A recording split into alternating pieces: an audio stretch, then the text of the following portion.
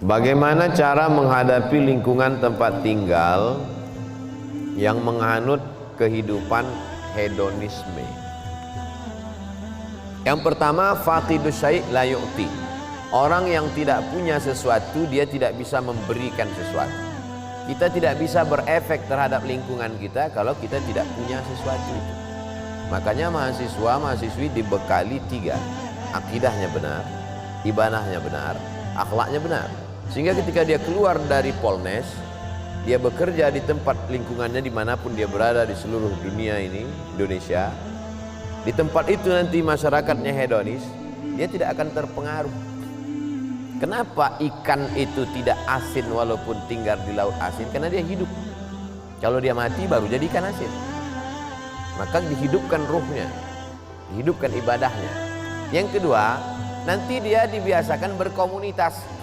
Andai dia nanti bekerja di sebuah perusahaan, di perusahaan itu masyarakatnya hedonis, sibuk dengan dunia, dia akan membuat sebuah komunitas.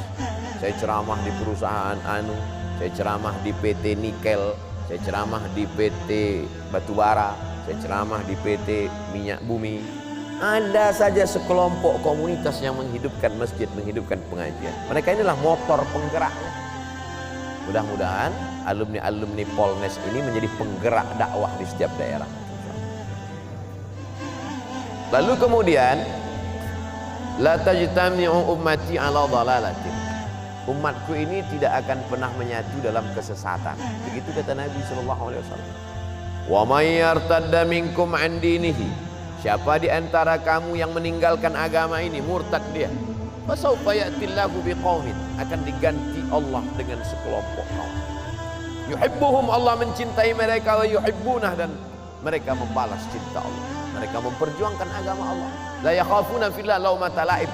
Mereka tak pernah takut kepada caci maki, bully, buzzer, haters dan lain sebagainya. Saya pernah juga dihinggapi putus asa ketika melihat orang-orang yang diharapkan memperjuangkan agama malah bertumbangan. Saya sampaikan kepada salah seorang sahabat saya, dosen, profesor, Pak Prof, rasa-rasanya kita udah layak putus asa melihat umat hari ini. Kata dia, jangan.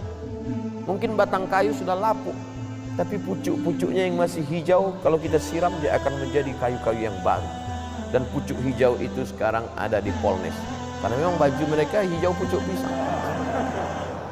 Inilah yang akan memperjuangkan, memperbaiki hedonis, tidak menjadi asketis, tapi menjadi orang-orang yang moderat, wasatiyah, insyaallah. Amin. Sebagai mahasiswa yang punya banyak sekali kegiatan kampus, bagaimana caranya tetap istiqomah kepada Allah? Ada kekeliruan cara berpikir. Dianggapnya kalau dia sibuk dengan kegiatan kampus, dia tidak beribadah. Karena yang dianggapnya ibadah itu adalah sholat duha, baca Quran, i'tikaf, ibadah. Sedangkan sibuk di kampus tidak ibadah. Padahal sejak dia dari mulai berangkat dari kampungnya sampai ke Samarinda di Polnes sampai pulang itu adalah ibadah. Man kharaja fi talabil ilmi, siapa yang keluar rumah untuk menuntut ilmu, fa huwa fi sabilillah, dia sama seperti orang berjuang fi sabilillah hatta yarji'a, sampai pulang ke rumah. Tapi jangan gara-gara ini 14 semester. Kau kenapa lama kali selesai? Jihad fisabilillah. Enggak. Tapi itu kalau belajar ke Al-Azhar, Ustadz, fisabilillah. Enggak. Semua ilmu ini datangnya dari Allah Subhanahu wa taala. Hanya saja ada yang fardu ain, ada fardu kifayah. Ilmu agama fardu ain, wajib setiap individu. Karena kalau tidak benar akidahnya, tidak benar fikihnya, tidak benar ibadahnya. Adapun ilmu ini fardu kifayah.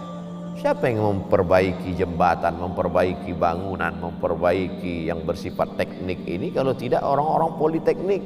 Kalau diserahkan itu kepada Abdul Somad, idza wusidal amru ila ghairi ahlihi fantaziri sa'ah.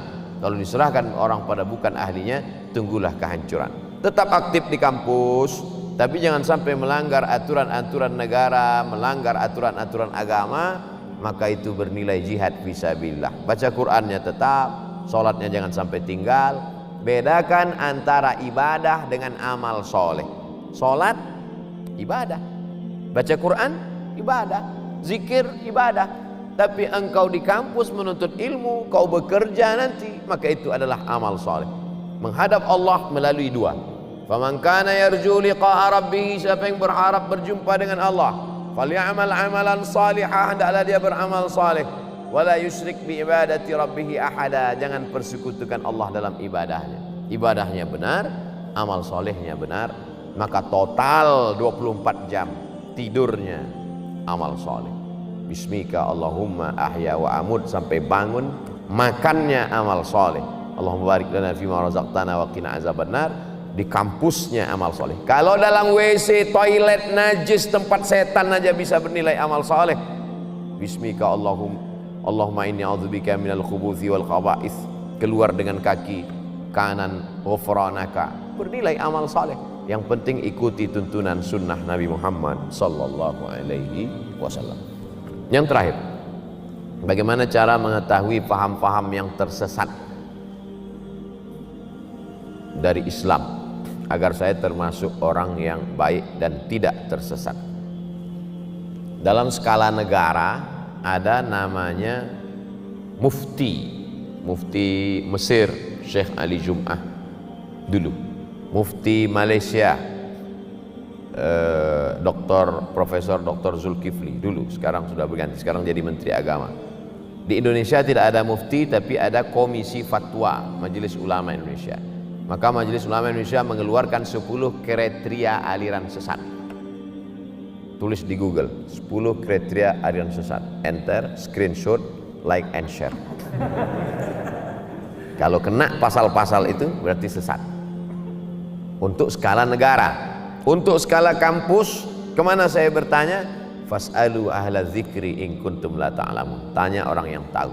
Dosen agama Islam Ustadz Abdurrahman. Ustadz Abdurrahman, dua saja. Kalau tak Abdurrahman, Abdul Somad. Dan Abdul yang lain. Jangan pernah mikir sendiri, baca sendiri, renungkan sendiri, nyasar sendiri.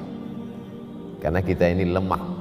Saya dalam bidang teknik tidak menguasai. Maka kemana saya bertanya? Ke Polnes, orang politeknik. Mereka yang paling mengerti tentang itu. Bidang medis, kedokteran, ya tanyalah orang kedokteran. Jangan kita sendiri ambil jarum suntik, kita suntikkan. Ini obat manjur dari Jerman, satunya 5 juta.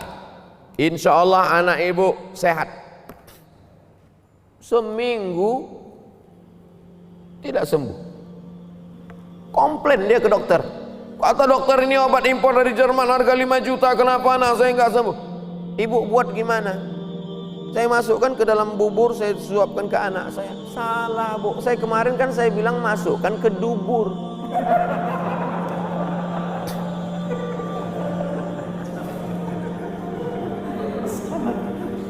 Obat aja salah, untung anaknya tak mati. Ini true story, kisah nyata jamaah kita yang bekerja di rumah sakit menyampaikan ke pasien dia. Salah dengar pasien.